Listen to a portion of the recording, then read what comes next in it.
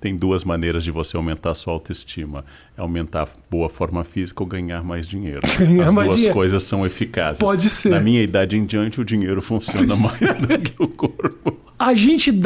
Você acha que hoje a gente dá mais importância para o desenvolvimento físico? A gente está num momento vaidoso enquanto humanidade ou a gente está indo mais atrás do dinheiro? Eu acho, Rafinha, que nós temos marketing pessoal e as redes reforçaram isso. Então você pode, inclusive, encontrar um espaço quando o seu corpo, sua cabeça ou qualquer questão sua não se enquadra nesse mainstream, na maneira principal de consumo, você também tem espaços e nichos para ser, por exemplo, uma pessoa que tem características fora da área de consumo, mas é especial. Mas, grosso modo, você precisa cuidar dessas coisas, porque você vende tudo junto. Por exemplo, não é mais um autor que escreve um livro. Esse autor vai ter que fazer vídeo para o Instagram. Esse autor vai ter que fazer mini depoimentos para o Face. Esse autor vai ter que postar fotos no Twitter e no dia do lançamento ele tem que atender as pessoas. Então aquele autor recluso, como o autor, não sei eu, do Apanhador nos Campos Centeio, que lança o livro e se esconde, que é um sonho de consumo. Você gostaria que fosse assim? Eu gostaria de me comunicar com o público pelas obras, mas morar em um lugar distante. Entendi. Agora, como é que você virou um pensador, Karnal? Da onde surgiu essa história? Você é de São Leopoldo, sim, a cidade do grande Transurb, talvez o trem de superfície mais inútil da história do planeta, que chega até São Leopoldo e nem vai até Novo Hamburgo. Hoje ele vai um pouquinho mais, Passou, mas o metrô de superfície é uma solução econômica, né? Porque fazer túnel em uma área que não é central urbana seria muito sentido. Caro. Mas São Leopoldo faz parte da grande Porto Alegre e, como tal, ele é, acho que em parte absorvido pela gravidade de Porto Alegre. É uma cidade pioneira da imigração alemã, mas é difícil eu saber como eu me tornei um pensador, pensando e estudando desde muito cedo. Acho que a pergunta que você esconde nessa é como eu me tornei um pensador conhecido. Sim. Porque há milhares, centenas de milhares de pensadores. Isso é mais complicado. Como todo filho que deu certo em algum sentido, eu tenho muitos pais. Tem muita gente que diz o Leandro não era nada até me conhecer. Eu tenho muitos pais. Muitos criadores, pessoas que não sei se você sofre isso, de as pessoas dizerem, eu te descobri. Eu tenho ao contrário, pessoas que acham e falam, nunca conheci esse cara na minha vida. Eu tenho mais isso. É mais comum. Nunca vi, não sei quem é, nem passou pela minha vida. Eu contabilizei esses dias 8 pais, pessoas que espalham no mercado, que por ter ido em tal lugar, ou por ter trabalhado em tal instituição, ou publicado tal livro com a pessoa, eu sou fruto dessa pessoa. E como todas as pessoas que dizem isso têm uma parcela de contribuição, eu reconheço que eu sou o homem, o filho de 1000 homens, como diria meu amigo Walter Hugo Mãe. Eu sou o filho de 1000 homens. A questão mas ela é complicada. Acho que o público pode debater também. Afinal, por que há tão bons intelectuais e nem todos se tornam conhecidos? Por que há pessoas tão melhores do que eu em leitura, pensamento, em articulação de ideias e não se tornam conhecidos? É muito difícil. É a mesma pergunta que se faz, há pouco nós conversamos com o segundo lugar no Miss Universo, que é a brasileira, extraordinária. Por que há tantas mulheres bonitas no mundo e uma se tornou Miss ou segundo lugar Miss Universo? É difícil responder, não? É difícil responder. Quer dizer, eu não sei se alguém tem essa resposta clara. Por que é que você se tornou conhecido, Rafa? Não tem. Não sei se alguém tem essa resposta clara. Porque a gente está vivendo um momento que é muito difícil explicar a muitas pessoas conhecidas também, não é? E eu tenho uma pergunta feita para o entrevistador do Rio de Janeiro que eu gosto muito da entrevista. Faça isso, Karnal. Pessoas que têm perguntas melhores do que eu. Você mesmo. Ótimo, Karnal. É isso aí. Que vamos usar a pergunta do cara do Rio de Janeiro. Boa. Não, ele me perguntou uma coisa assim. Karnal, é verdade que você batalhou 30 anos para surgir de repente? E eu disse, é verdade. Porque para chegar a gravar coisas, a escrever livros, ou todas essas questões, houve muito esforço. Mas a pergunta continua no ar. Há pessoas que se esforçam mais. Eu tenho muitos colegas muito bons. Alguns é visível, esforço existe, mas não tem facilidade de comunicação. Grandes intelectuais, às vezes, são péssimos comunicadores. Tem isso também. Muito, muito frequente. Eu tive aula na USP com gente brilhante, que até hoje, além das aulas brilhantes que deram, eu lembro da voz para pegar no sono. Quando eu tenho insônia, eu lembro de algumas vozes, eu me concentro, eu visualizo a cena e eu relaxo por completo. Eu tinha um professor que dava aula à tarde, calor, e eu segurava o queixo e o queixo caía. Mas era mais forte que você. E era muito boa a aula, mas era muito monótona. Chata, né? É muito monótona. E aquilo que eu dizia quando organizava cursos livres, existe aquele professor que a gente chama injustamente, porque é uma generalização de professor de cursinho, que é um showman, que canta, que dança, que pega uma vassoura e faz uma valsa para explicar mitocôndria, que encena a batalha de Poitiers dos árabes contra os francos. E ele é brilhante na interpretação. É um stand-up completo, mas o conteúdo nem sempre é tão bom. Sim. A função dele é entreter. Isso é injusto. É injusto falar de todos os professores de cursinho, porque eu conheci muitos, e eu próprio fui professor de cursinho. Mas, e o outro é aquele intelectual poliglota que estudou as fontes, mas fala naquele tom de voz. A única pessoa que faz o tempo voltar. Faltam 5 minutos para o fim da aula. Você olha e você olha de novo, faltam 7. E olha de novo, faltam 10. Você entra num salto quântico de monotonia. E ele é uma pessoa boa. Eu tive pessoas assim na USP. Então, é uma pergunta. Quem reúne suficientes habilidades de stand-up com boa formação? Quem reúne isso? Esse é mais difícil fazer. Eu sou pura enganação, carnal. Pura enganação. Me Todos admito. nós somos fraude, mano. Todos nós somos fraude, porque depende da comparação. Não? Sempre depende da comparação. Eu sou o homem mais baixo da família Karnal. Então cresci com 1,82 m, me sentindo um gnomo. Perfeito. Aí vou para Portugal, eu me sinto um gigante. Aí vou para Holanda, volta a ser um gnomo. Volta a ser um gnomo. Vou para Noruega, né, não consigo nem conversar com as pessoas de tão alto. Então, todos somos fraude, e a síndrome do impostor, ela é muito forte para todos nós. Mas como você lida com essa fraude? Todo chefe sabe que tem aquele ovo que ele não sabe fritar. Todo professor, eu sou historiador. Tem aquele período da história que o meu conhecimento é idêntico ao de qualquer pessoa. Todos nós temos buracos. Como você lida com isso? A sua estratégia é boa, você a utiliza com frequência, utilizou aqui.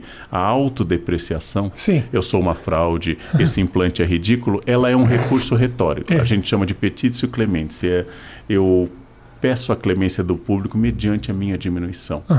Então, eu sou uma fraude, o público baixa a guarda e te aceita. Naturalmente, você está dialogando com alguma fama interna ou externa de que você seja arrogante. Está revelando todos os meus segredos. Não, eu estou dizendo ao público. É verdade que ele está falando, é verdade. Então, se as pessoas lhe reconhecem como reconhecem a mim, como vaidoso, arrogante, a estratégia melhor é você diminuir. Isso é uma estratégia retórica. Ela funciona. Dominá-la causa graça. Causa graça. Então, as pessoas vão comentar a minha careca ou o seu implante, comente antes. Não, todos os comentários, acredite, são sobre o meu implante. Por mais que a nossa conversa esteja maravilhosa, os comentários aqui embaixo são todos a respeito do quão ridículo é o Rafinha, com esse tapetinho na cabeça.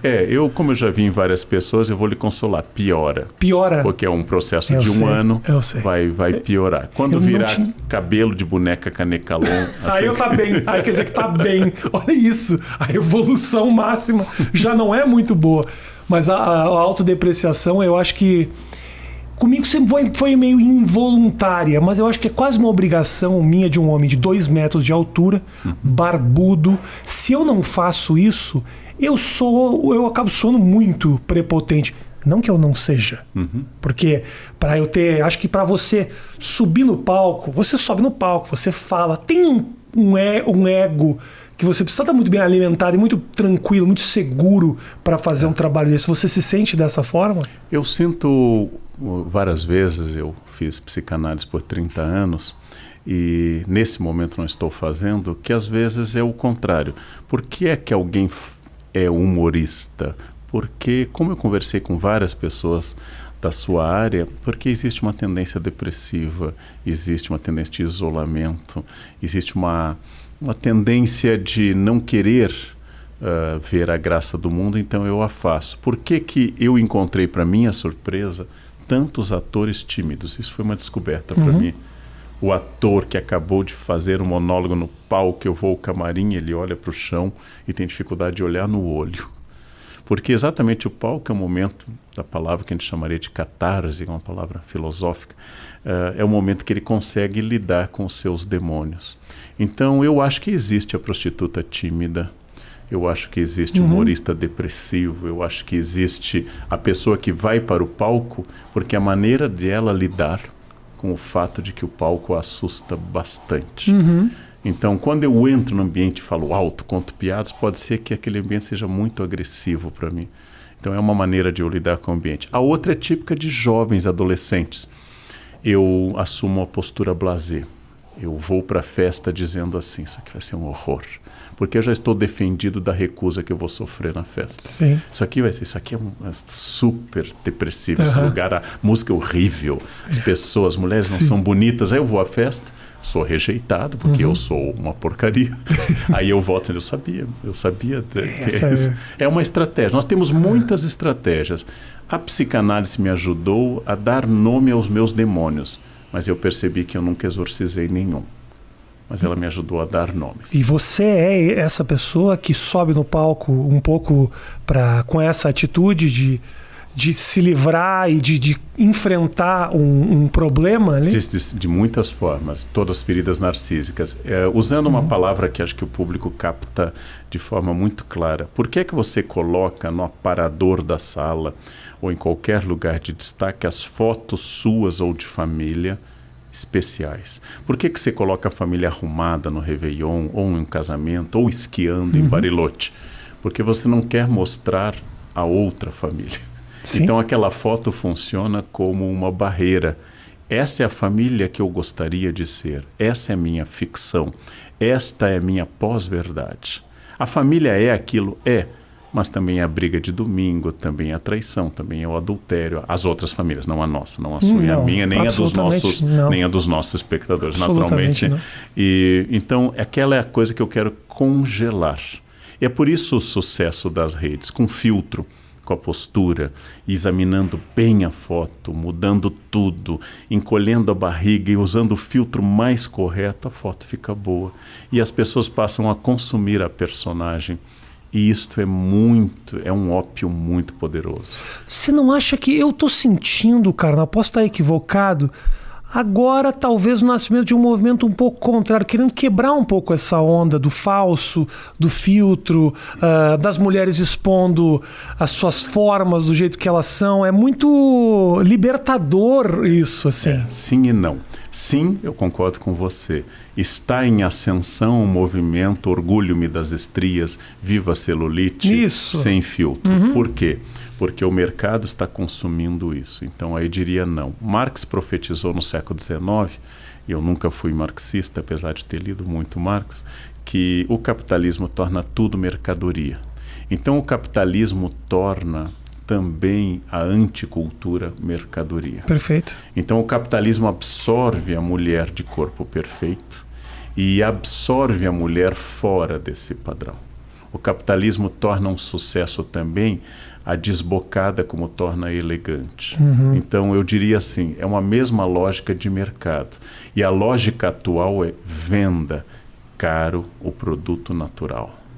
Venda caro o produto orgânico, feito por amoras colhidas na face leste de Campos do Jordão, por freiras ursulinas lésbicas ao amanhecer. Aquilo vai fazer sucesso. Sim, mas isso se transformar um pouco, mesmo sendo um movimento mercadológico, é um respiro também, não é? De você poder ver uma pessoa com suas curvas. Eu entendo perfeitamente que, obviamente, ela também está ganhando uma exposição, atenção e likes. A quantidade de likes que eu vejo nas mulheres que se assumem como mulheres reais, como se as outras não fossem, que se matam na academia, talvez, para ter aquele corpo. Mas dá um certo alívio você ver gente como a gente, né? E como tal, você se torna um influencer mais poderoso. Claro. Porque você fala em nome das pessoas normais. Você fala em nome das pessoas que se tem. Voltamos à estratégia que você utilizou. Eu, Rafinha, vou me depreciar, porque quase todas as pessoas se têm em baixa conta.